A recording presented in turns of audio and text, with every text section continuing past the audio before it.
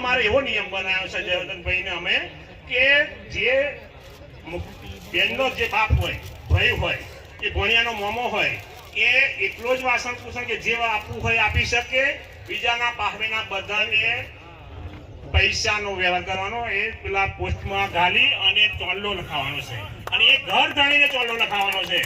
એટલે એ દીકરી કે જે કઈ ખર્ચો કરતી હોય તો એનો ખર્ચો મળી રહે, એના માટે અમે મુદ્દો બનાવ્યો છે. હવે પછી માટલી એટલે છોકરો કે છોકરી મોટી થાય એટલે એને ચોલ્લો કરવાનો આવે. હવે ચોલ્લો કરવાનો આવે એમાં એક વસ્તુ એવી થાય કે કોઈ પણ જગ્યાએ જાય એટલે 10, 15, 25 બૈરા જોવે, આ કે ઓઢમણી દરરોજ. હવે એક પછી કાચી માટલી, પાકી માટલી, પછી ઓળી માટલી, આ બધું ઘણું છે. એમાં આપણે એક એવો નિયમ કર્યો છે 101 રૂપિયો, અને પાકી પિત્તળની માટલી એમાં ખાવા ભરવું, અને ખાવા ભરી અને જવાનું બધાએ, બૈરાએ બધાએ જવાનું, નાની ખાવા પડે બનાવે, પણ એમાં કોઈ ઓઢમણી નહીં. એ છોકરીને આપણી માતાજીનો ચોલ્લો કરી અને એ માટલી આપી અને આપણે વધારી દેવા.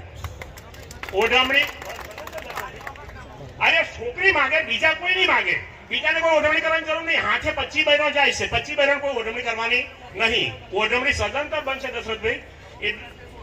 હું એ જ બોલ્યો છું દશરથભાઈ, તો બે તો ખરા, એ સદંતર બનશે. હવે એમાં સ્વામી પક્ષ છોકરો, છોકરાના પક્ષમાં એક એવું હોય કે જોવા ગયા એકબીજા હગાવાલા જોતા હોય છે, જોયા પછી ચોલ્લા કરતા હોય. ચોલ્લામાં એવું છે કે આ સુધી કઈ વેટીઓ હાલતા હતા, લટકીઓ હાલતા હતા, બધું સફારીઓ હાલતા હતા. અને 101 રૂપિયો અને નારિયેળ, અને અમે વધારી દીધું જયવર્ધનભાઈને અમે કે ઘડિયાળ 400-500 રૂપિયાનું આપવું કે ખોટું ના દેખાય એટલા માટે. એટલે છોકરાને ચોલ્લો કરવા જાવ એટલે ચોલ્લો આપણો ગો કરે અને એનો નારિયેળ મૂકવાનો, 101 રૂપિયો મૂકવાનો, પેન્ટ શર્ટનું કાપડ ઓઢાડવાનું, અને પછી એને એક ઘડિયાળ પહેરાવવાનું. એટલે એ પૂરું. એ કઈ ઓઢમણી સદંતર બંધ, છોકરી બાજુથી બંધ અને છોકરા બાજુથી બંધ, બધી બાજુ બંધ કરવાનું છે. બરાબર છે. હવે પછી આપણે એક વસ્તુ કે પહેરાવાની વસ્તુ આવી ગઈ. હવે પહેરાવાની વસ્તુમાં એવું થાય કે મને 10 જણ છે, 5 જણ છે, 2 જણ છે, એવું ઘણું ખરું લોકો વિવાદ કરતા હતા. એમાં આપણો આ એકત્ર થયેલો સમાજ તળજા સમસ્ત કેમ કે 242 22, અને આ ભાઈ અમને બોલ્યા હતા કે મેં 20 વર્ષમાં તપસ્યા કરી.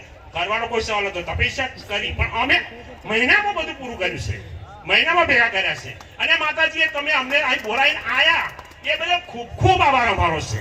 એટલે એ છોકરીઓની જે 5 જણની રકમ હતી એને અમે બંધ કરાવી છે. એવી રીતે કે એક મંગલસૂત્ર અને 100 ગ્રામના સડા આપવાના છે, અને જે બીજી કોઈ વસ્તુઓ હોય આપવાની નથી. પછી એક બીજો એવો નિયમ કે કોઈ પણ છોકરી હોય ને એને હગાવાલા હોય, હવે એ છોકરીનું લગ્ન નીકળ્યા પછી જે કાપડ લેવા માટે બજારમાં લઈ જતા હોય, પછી 15,000ની ચોલી, 20,000ની ચોલી, બરાબર છે, એ કોઈ કમની નહીં. એટલે એના માટે એક ભારતની નારી માટે સાડી, ચણીઓને જે બ્લાઉઝ, એવી કોઈ વસ્તુ કરો તો બહુ સારી વસ્તુ છે, એવો નિયમ લીધો છે. બરાબર. પછી આમ કે છોકરીને ભરાવાની અને અન્ય વિષયની વાત કરવા યુવાનો માટે ઉભો કર્યો છે.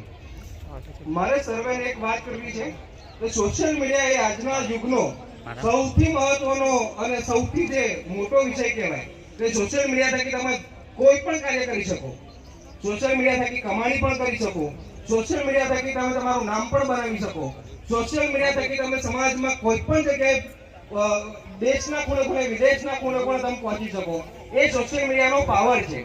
આજે આ જે વ્યક્તિ